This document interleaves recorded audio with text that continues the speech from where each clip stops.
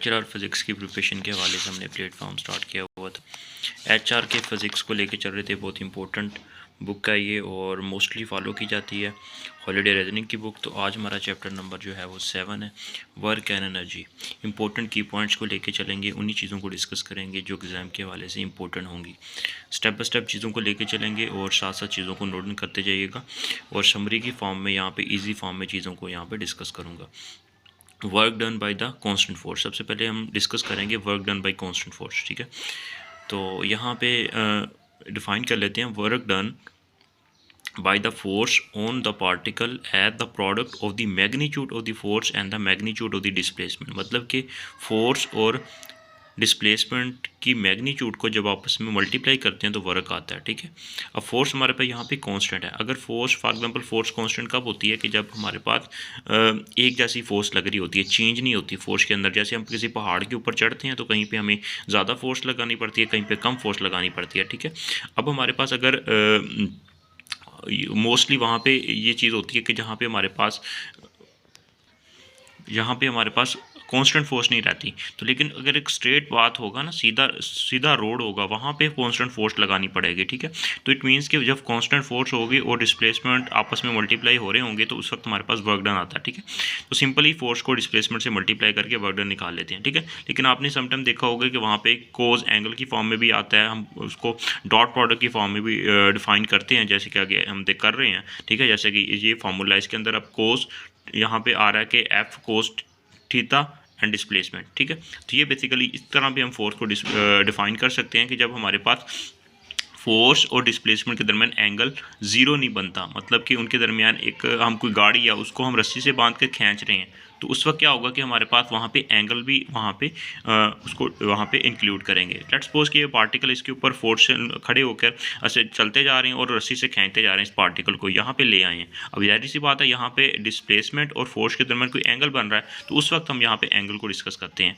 अगर सपोज कर लेते हैं कि हमारे पास ये पार्टिकल है, तो ये फोर्स डिस्प्लेसमेंट के बिल्कुल इस तरह पैरेलल फोर्स लगा रही है, मतलब कि हम ये कह रहे हैं कि खड़े होकर नहीं, हम कोई बैठ कर अगर इस बॉडी को रस्सी को खींच रहा है, तो उस वक्त क्या होगा कि एंगल क्या बनेगा, ज़ीरो बनेगा। तो इस तरह सपोज कर लें कि जब फोर्स और डिस्प्लेसमेंट के दरमियान एंगल ज़ीरो होगा, तो उस वक्त सिंपली फोर्स को और डिस्प्लेसमेंट को मल्टीप्लाई करके वर्क डन निकालते हैं। जब एंगल कुछ होता है फोर्स और डिस्प्लेसमेंट के दरमियान, तो उस वक्त हम यहाँ पे कोस थीटा को फैक्टर को इंक्लूड करते हैं यहाँ पे। ठीक है, तो ये बातें आपने याद रखनी है। और वर्क डन मैक्सिमम कब होगा, जब एंगल ज़ीरो होगा, क्योंकि कोस 1 होता है तो उस वक्त वर्क डन मैक्सिमम होगा।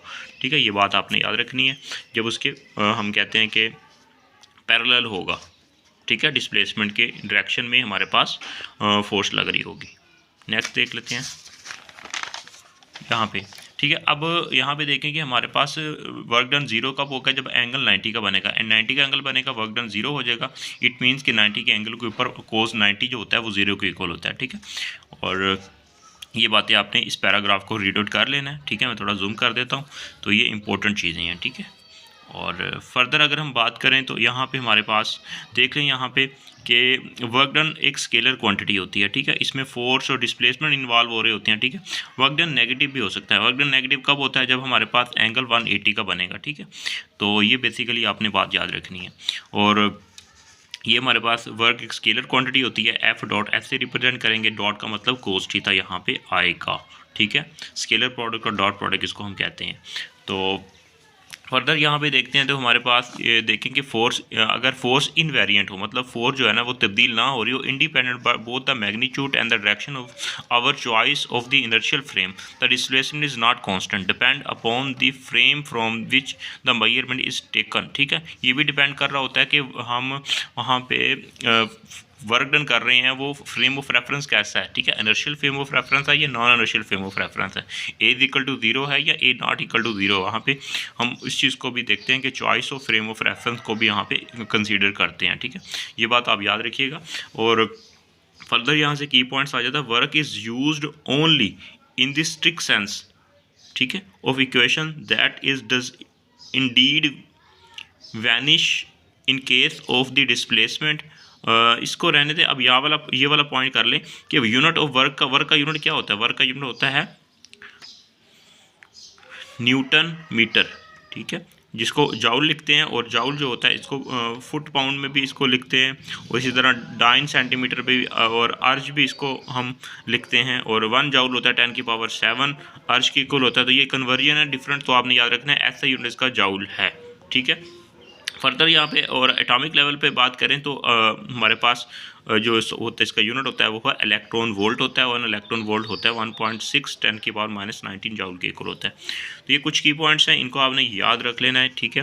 और फर्दर बाकी एक्स्ट्रा चीज़ें आप स्किप करते जाएँ, ये चीज़ें नहीं करनी है आपने।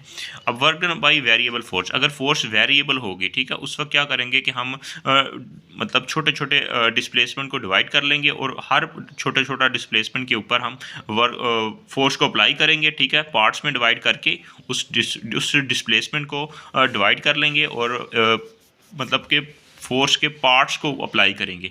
तो यहाँ पे देख सकते हैं वर्क डन निकालेंगे, पहले डिस्टेंस जो है हमारे पास है, डिस्प्लेसमेंट है डेल एक्स के लिए F1 आ जाएगा। इसी तरह फर्दर हम देखेंगे कि हमारे पास ये वर्क 2 के लिए हमारे पास F2 डेल एक्स आ जाएगा यहाँ पे। इस तरह हम फिर फर्दर हमारे पास ये ग्राफिकली हम इसको कैलकुलेट कर लेते हैं, तो इसका फाइनल फार्मूला ये बन जाता है, ठीक है। ये सिग्मा जो है ना, ये बेसिकली समीशन को सम को रिप्रेजेंट कर रहा है कि तमाम फोर्सेस का sum is equal to displacement, और ये वर्क इक्वल आता है। तो this is the final result. और ये बस इन चीज़ों को देख लेगा, लेकिन काम की बातें स्टार्ट वाली ही थी। अच्छा, वर्क डन जब स्प्रिंग के ऊपर जब हम पुल करते हैं किसी चीज़ को, ये देख सकते हैं, ये हमारे पास है एक स्प्रिंग है, उसको पकड़ के खींच रहे हैं, अब उसके ऊपर फोर्स लगा रहे हैं, डिस्प्लेसमेंट कवर करेगा, तो उसके मुताबिक हमारे पास जो उसका नेट वर्क डन आता है 12kx² के इक्वल होता है, ठीक है। तो ये बातें आपने याद रख लेनी है। और उसके बाद अगर कंप्रेशन हो रही है स्प्रिंग की लेफ़्ट साइड, तो उस वक्त वर्क डन जो होगा वो पॉजिटिव होगा, ठीक है। और बाकी ये चीज़ें एक्स्ट्रा, इसको स्किप कर दें, ये भी एक्स्ट्रा है।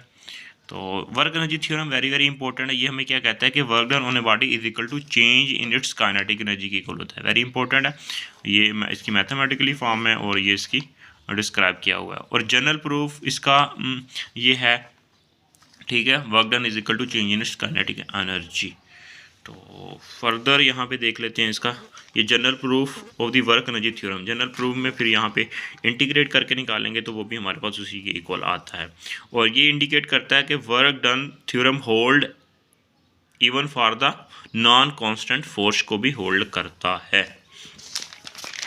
नेक्स्ट ये चीज़ें नहीं करनी है आपने। अब पावर क्या होता है, पावर का कंसेप्ट सिंपल हम यहाँ पे देख सकते हैं कि rate at which the work is done is very different in the 2 cases, ठीक है।